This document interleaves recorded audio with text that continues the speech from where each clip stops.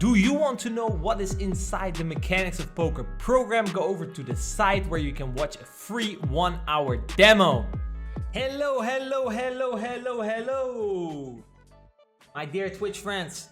So guys, what we're gonna do today is a little bit different as what I have in store for you. And the title already says it a little bit, right? So we got a new format today because as you guys can see, what is this? Well, this is 4 tables of the legends, Mikey Boy Finn, Linus Love, and Stefan battling it out. If you guys want to see a real high stakes poker live, the thing is I cannot really plan when someone is live. I prefer to have my sessions planned. So what I did is I went there, recorded it, so we can watch it back in our own time basically. And the idea is that we will just go over it and talk about spots as they come along. This way you can also directly ask me questions and we can kind of spar on why do you think this is a good play?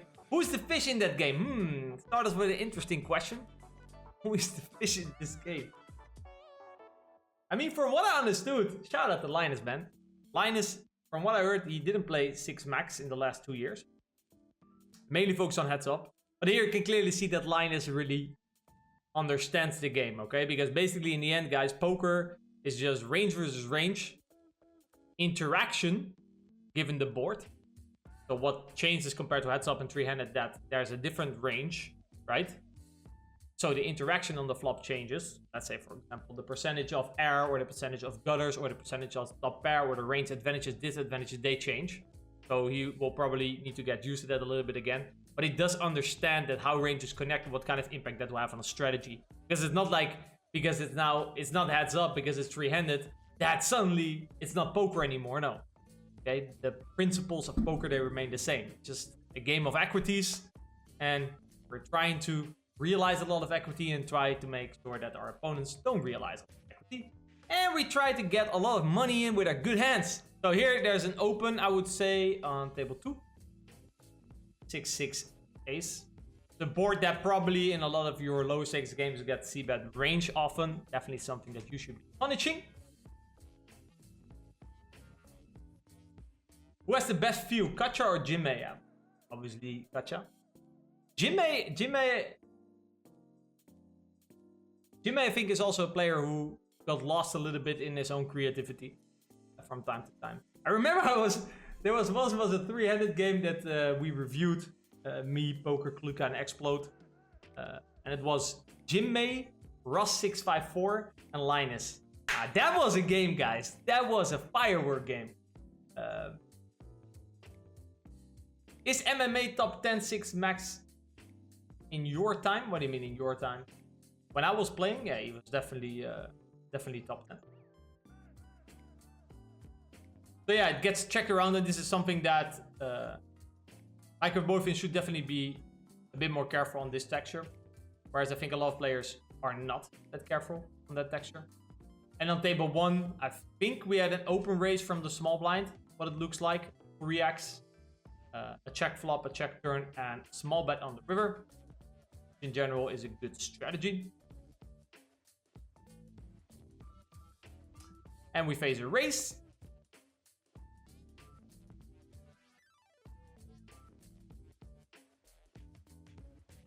Good candidate for Mikey Boy Finn to be doing this with could be a hand like 10 jack. The first hand that comes in my mind. I like that. They're playing 150 big blind deep, but he still 3-bets to the same sizing. I see boot 100. I personally increased my 3-bet sizing here a little bit. He checks back this 3-7-8 board. It's not a board that he should see bet at very high frequency, maybe like 50-ish%. Stefan checks again. Definitely a board that Stefan should now be looking to lead at a decent frequency. Probably a mix of sizings. Or I would maybe say you could get away with only betting small. That's probably also fine. But probably a mix. And he indeed goes for delay, half pot. He could still do this with quite a wide variety of hands. For example, he could be checking back ace-7 and deciding to now bet that on the turn because there's quite a lot of hands to get value from. 5, 6s, ace-jack, ace-10, high flush draws like king, queen of spades or something. And obviously he could have turned a 9 with like ace-9 off, for example. Actually, I don't think that 3 bets. So it's quite interesting to see what he's going to show up with. Gonna go for the bet. My best guess, I don't know. Let's see what you guys think. So he checks back the flop, delays the turn for half pot, and now bets like 3/4-ish on the river. What do you guys think Linus has? I think he could still go a little bit marginal, like ace-7 off. I think that's a very reasonable candidate. He could have just checked back queen 10 suited. So the thing in these positions, usually the 3-betting range of the big blind is going to be a little bit more polarized. And I see queen 10 suited, a hand being called quite often. So I would think it's more likely that he shows up with like a jack deuce of hearts as a bluff. Aces would indeed be a nice check back. I do think actually that aces could probably check back twice. I think that's a valid option. Kings could be an option. Aces, I think I would probably prefer to check back twice, but then again, there is 2 flush draws. King jack off, again, I think it's a hand that doesn't get 3-bet. So I think it's more likely that he has ace-7, a hand like 10 deuce of hearts or something, or indeed trapped aces or kings.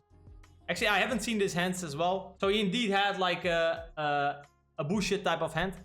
So where I said the 10 deuce suited, he showed up with the queen 6 offsuit, which is going to be a very low frequency 3-bet. We see here on table 2, Linus choosing to use a big bet strategy on ace-10 deuce. Definitely a spot where you can use multiple strategies. For example, you can just decide to min bet only, which I think is an okay strategy. You can decide to use the big bet check. And then when you play big bet check, actually on ace-10 deuce, probably you will only have big bet and no small bets. And he's thinking about it, decides to follow it through with a nice little pot bet again. There's now some connectivity with 5-4, and 5-4 is definitely a hand that 5-4 off, for example, is definitely a hand that Mikey Bluffing could have that Linus doesn't. Same with ace-4 off, ace-3 off, ace-5 off. So it's definitely an improving card for Mikey Boyfin's range, and he knows that, so he decides to throw out a little raisey. Very interesting. And this is usually, in general, a good spot if you're looking to apply pressure, right? Look at a spot where villain, or where you have hands in your range that villain doesn't have. So in this case, like I said, the 5-4. Then good candidates to maybe bluffing with 3-5. 3-5 suited, for example. Deuce 5 suited. How much big blinds you will win, lose in these lineups? I have no clue. No clue. Definitely losing. But how much? Bit hard to say. Okay, we get a call from Linus. Now the question is Mikey Boyfin going to follow through with his bluffs? I think a lot of his bluffs have, quote, some showdown value. Like it has a 3, like I said, 3-5.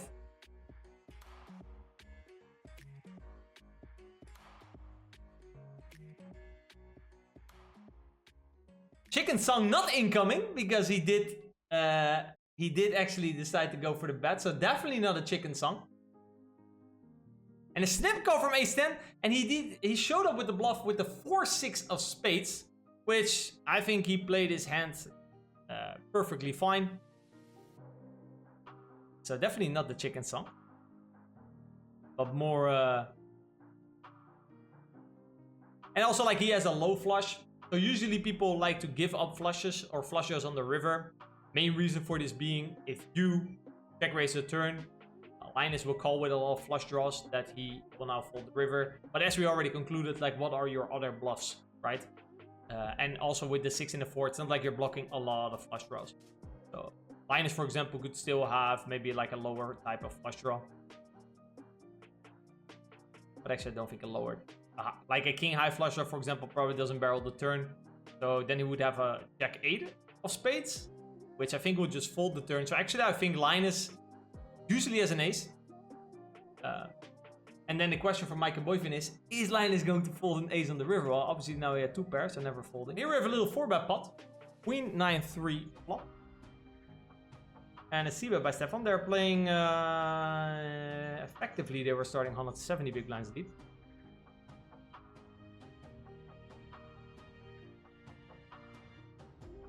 We face a little check min raise, which is the preferred GTO world sizing. Which is a bigger scam? Gin's Academy or Best Poker? I mean, come on, Best Poker Coaching. Shout out to Best Poker Coaching, guys. Where is it? What do you think? What do you think Best Poker actually thinks of what's going on? I have to play this clip probably a million times. Once he checks, he either has something or not. I would just jam, and if he has a 10, he'll call. If not, he'll fold. It's as easy as that. I would just jam here. I think he has... This is your damn fuck! God damn it! Why do you do this shit all the time? All the fucking time! I teach you, don't do those gay bets. Why do you have to do it? Why? Yeah, he definitely doesn't agree with the small bets. But okay. We get a call, so there's action. Actually, I don't have any clips from Ginge. That's if anyone could give me a good clip suggestion from Ginge, much appreciated. Followed up with a small bet here now by Mikey. It's in general a decent turn. In terms of King 10 suited, definitely in Mikey Boyfin's range and probably not in Stefan's. King 10 off, Stefan is definitely not 4-betting, would be way too spewy. Queen Jack suited, definitely a hand that Mikey Boyfin, I guess, could have. 9's a hand that Mikey Boyfin could have. Obviously, Stefan still having the advantage in sets. Especially now with jacks. Stefan could have 10s, but probably not always this deep. A hand for Mikey Boyfin to have here as a bluff, ace-10 suited. I mean, I think that's a fine candidate. Okay, get a call. Queen pairing on the river.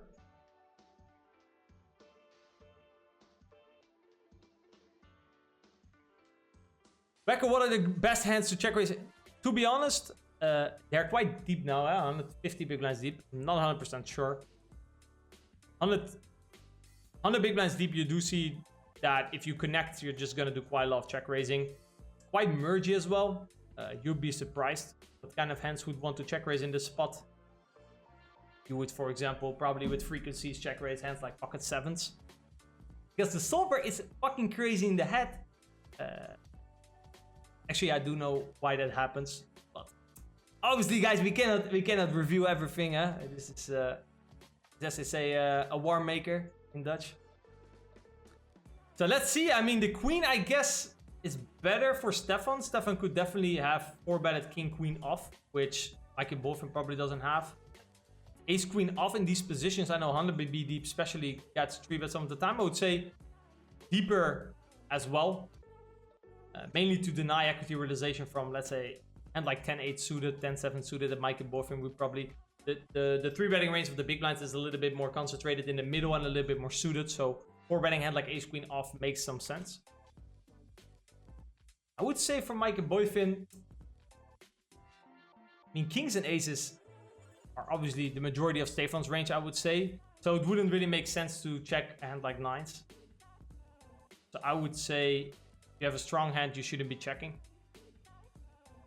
And basically, I don't think Maki Boyfin ever has a check call range on the river. And I also don't think you need one. So if he checks, he gives up. He jams. Okay. Shout out. Yeah, like I said, the only bluff I would say that makes a lot of sense. Ace 10 of diamonds, blocking some queen 10 suited if he did decide to 4-bet, blocking some ace queen off. 9-10 suited, 9-10 of diamonds, for example, is an option. Ace 3 of hearts could be an option. But I would... Again, guys, if you see this happening in your limit, I would definitely overfold like crazy. It's very hard to show up with bluffs, right? And I do see quite a lot of value. 3s. Queen Jack suited, King 10 suited. Actually, in general, right? 4-bet pots is very little combos. Stefan did decide to end up folding. Okay, yeah, we don't really know what he has, so... Is he a chicken? I don't know. I don't know if he's a chicken. Here we had the small bet. I'm still going for my initial read with pocket nines. The turn is an 8. A good card for Mikey Boyfin. And as we could see on the board 4, 5, 6, this was going to happen quite often. Therefore, we check quite often on the flop. I from Brazil. Yeah, hier kaart to the bang. 7 jamming 8-4 for well. Yeah, exactly. Ace 4. I think Ace 4 is a very likely hand. I mean, Mikey Boyfin's most likely range is a jack. And he will probably have to call some of the jacks. Especially like the lower ones. We see small bet, and another small bet. I like this bet a lot too. This is really kind of sexy. Really sexy. Oh, he had pocket nines. Fuck it. I sorried him. Swear to God, I have not seen this hand. But as mentioned, I think if there's one hand that you might want to bet, it's pocket nines, and he just showed up with the pocket nines. And here, check flop, bet 3/4 face raise. Interesting. Yeah, this is definitely a spot where Stefan, I think this sizing I think does make some sense. It's not like the ace is on the flop and the king is on the turn. So I think this sizing makes sense. Mikey raises. Yeah, also makes sense. We don't really know what his hand is. Linus actually stabs the flopper on the ace king 10 and gets a call. So a lot of action. We actually get a call here. So Stefan showing that he has something. And I expect an overbet here from Mike Boyfin.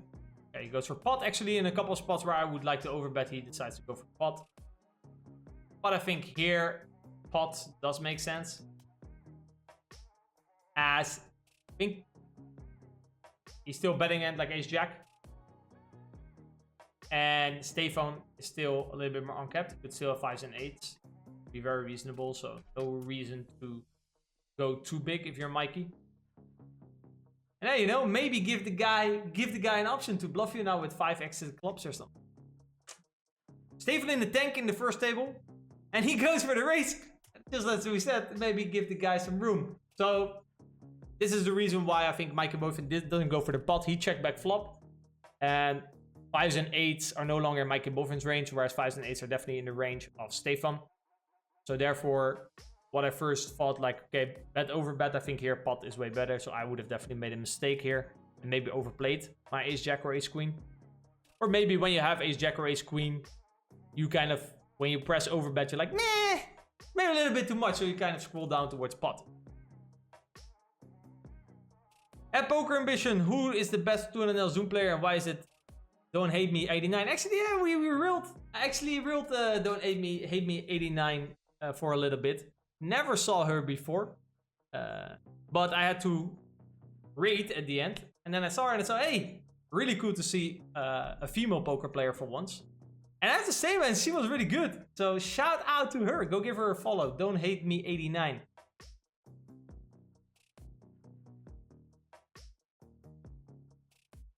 She's not in the hot tub, guys. Okay, maybe we should make the bet with her. Probably would make everyone way happier than seeing me in a hot tub. But I guess it's also a bad preconception, right? That you think a female player can be good. So maybe that's not very good of me. But I was pleasantly surprised. She played very well.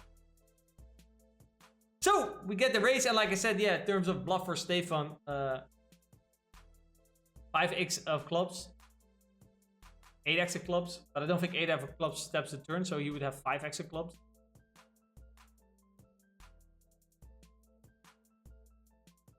See, there's also some straights complete. So he could have 4-7 of clubs. He could have 7-9 of clubs.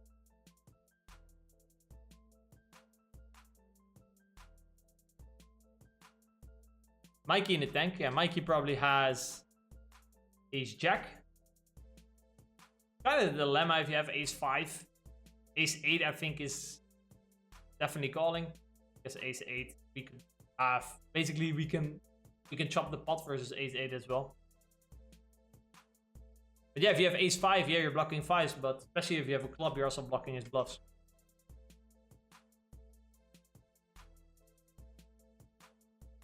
But yeah, if you have ace-jack, ace-queen here. Ace-queen, I think, is unlikely. Just see what's the flop. So I think ace-10, ace-jack. Ace Jack, I guess, is the most likely holding that he's now tanking with. And he calls it Ace Jack. And Stefan River the Ace 6. That is a nasty fucking river. How sick is that? How sick is that? And this makes a lot of sense to bet 3/4 on the turn. Then his raise also makes a lot of sense. And his river check raise also makes a lot of sense. Even though he was timing with, I think, one of the few hands that he's going to raise turn and bet the river with. That's not Ace 5 and Ace 8. Actually, wait, you beat Ace 5. Yeah, if he has Ace 8. GG. Oh my god. Am I the best? Say it. Admit it. Say it. Say it. You have to say it. These guys seem to agree with Negreanu that they like to make all these sexy bets. And I use these clips quite often as well because I also like to make all these sexy bets. If you also want to know why you should make the sexy bets, I have a whole fucking chapter about sexy bets. Actually, it's not called sexy bets. In the mechanics of poker. And actually, it's also something that I discuss quite briefly, quite deeply in the masterclass 3 pots out of position. Now we face an overbet on the turn, so he kind of delayed his overbet. Which is interesting. I personally don't size much bigger than 3/4 in a spot like this. But the board is quite dry. So I don't mind. The thing is, you are way more likely to always see bet 3s, 5s, 9s.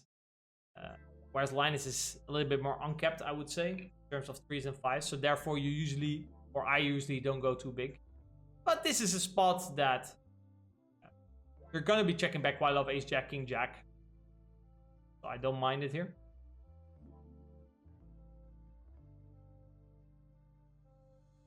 Also, you can definitely get a lot of calls by hands like King, Queen, 5x clubs. In general, a 5x, I would say. Oh, a completing card with a diamond and a 3. I do think beating a 3 is a little bit optimistic if you're Linus. Kind of depends on which 3, I guess. Linus could definitely still have some higher flushes where I don't think Stefan will have a lot of high flushes. Let's see. Stefan's... Yeah, he bets pots. Again, just like we saw Michael Boyfin do with the Ace Jack. He does recognize that he has the advantage in terms of Ace Jack, King Jack, but that advantage is not worth more than pot, given the fact that there's a flush, the board is paired, and that Linus can still have 5s.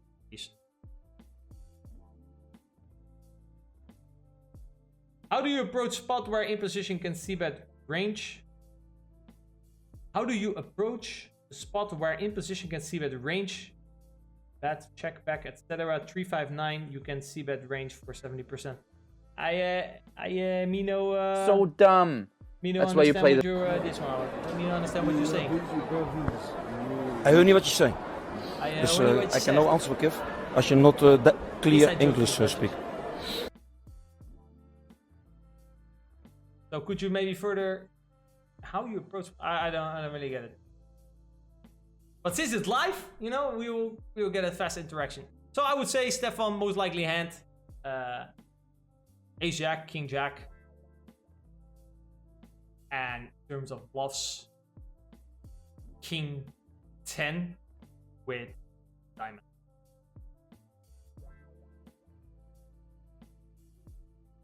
Back to the grind. Let's start the month of June with some high stakes cash games. This is the guy. This is the guy. I guess now I just straight away raid, right? Instead of ending. Gonna give it a try. You guys did not get sent through. Yeah, something went wrong. GG's, guys. Thank you. Make sure to tune in on Tuesday. Make sure to follow us on everything you can follow us on. Make sure to follow the fucking Discord. Join the Discord channel. And see you all next time. I hope you guys liked this video. If you did, remember to give it a thumbs up, leave a comment down below and follow the channel. Go take a look at other videos that we have made. I'm sure you will like it as well. If you want to see a free 1-hour demo of the mechanics of poker, our main coaching program, go over to pokerambition.com/mechanics.